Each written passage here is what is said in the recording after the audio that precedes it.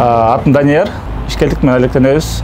Азыркы учурда Кыргызстанда жашайбыз. Кыргызстанда менет кылабыз, эмгек кылабыз. Негизи бул үйдө эле тарбия. Үйдө деле мен апам көп ушат, туалетти жусаң сооп депчи. Анан кийин баары уже мечиттерге барасың, баян угасың, чоң устаздардын алымдарын, сабактарын угасың. Ушул бир баянда болуп калгам. Мекке шаарында чоң шейхтер дагы ушул ишти кылат экен да. Жума алдында же жумадан кийин баягы аларды көргөндөр айтат да. Чоң шейхтер кылып аткандай биз болуп калыппыз. Биз любой эле туалетти, любой эле жерди кылып, не только туалет, любой эле жерди тазалыкты өзүбүз кыла беришибиз керек да.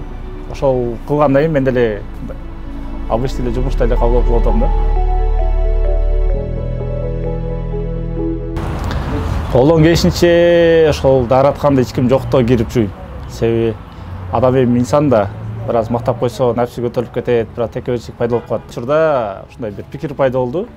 Видеого тартып көрөйүн, эми балким бир 100 адам, 200 адам көрсө, хотя бы бирөөсүнө бир таасир болсун деген мааниде. Себеби азыр интернетте ар кандай пранк, хайп деп эле просмотр болуп атпайбы? Балким ушул жакшы иш болсо просмотр көп болсун деген ниет болгон да.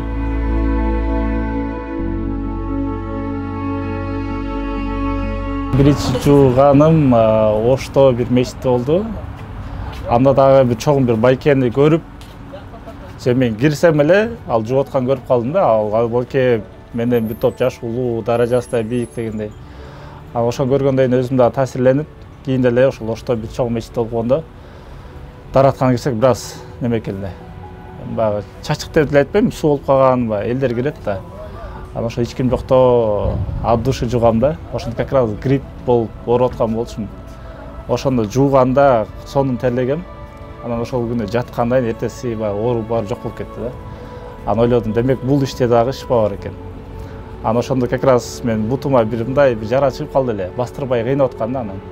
Балким ушул ишти кылсам, баягы шифа болот деген ниетте жасадым, дагы эле жасадым. Мындай көп эле жасадым да. Ошого таасири болду, шифа болду да. Сенин колуңда акча болуп туранын, сенин тууганың келип акча сураса, ага жок десең, кийин Аллахтын астына жооп берип каласың да. Сен ал акчаны Аллах таала берди, ден соолукту Аллах таала берди. Ошого ким сурап келсе, мүмкүнчүлүк болсо колубузду сунабыз. Бирок мен канча 2016 бери өзүм окуган мектепте көп балалуу болгон үй-бүлөр бар. Ошолорго ошол сентябрь айында баягы тетрадь ручкасынан баштап кийим-кечесине чейин алып берем. Себеби өзүм деле бир аз кыйналып чоңойгом. Эми кыйналып чоңойгондо эми шүгүр тенебиз жакшы карады. Просто жаңы ак көйнөк кийишти армандагам да, кыялдангам. Анан ошого баягы кыйналган үй-бүлөргө бир жаңы ак көйнөк алып берсем, жаңы бир костюм алып берсем деген бир максатта эле. Себеби ал билим алат. Себеби ал кийин Алла жолуна да чыгып бир жакшы иштер кылып калышы мүмкүн.